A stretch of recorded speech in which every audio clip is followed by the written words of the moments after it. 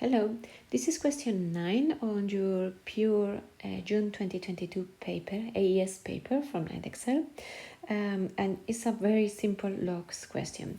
So it says, given that p is log to the base 3 of x, where x is positive, find the simplest form in terms of p of these two expressions. So we are going to work with properties of the logs until we have that what we need, right? So we have x divided by 9.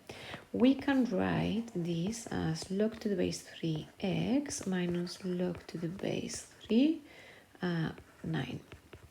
We know this is p, that's what they call p, and we know, and if you don't remember, you can do with a calculator, but as 3 squared is 9, log to the base 3 of 9 is 2.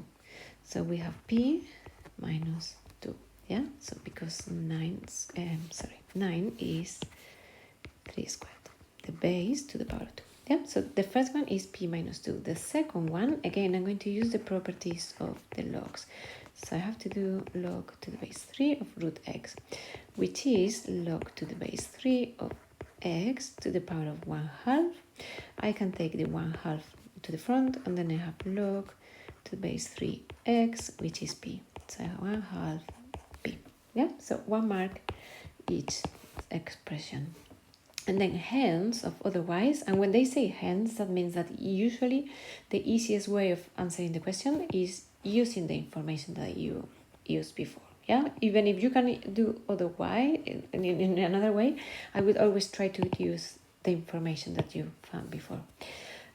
B, we have to solve that equation. So we have 2 log to the base 3 x over 9 plus 3 log 3 root x is minus 11. So what we are going to do is to substitute this expression and this expression for this that we found up there. So I have 2 p minus 2 plus 3 times 1/2 p is minus 11. And now I have super simple equation. So I have 2p minus 4 plus 3/2 p is minus 11.